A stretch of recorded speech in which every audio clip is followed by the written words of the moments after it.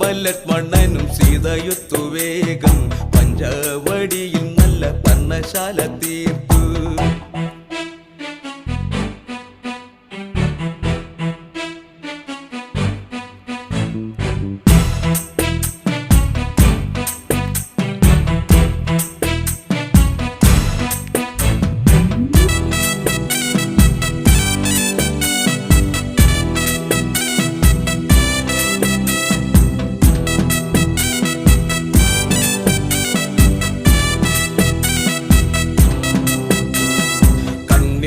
ചിമ്മി ചിമ്മി സീത നോക്കി മെല്ലെ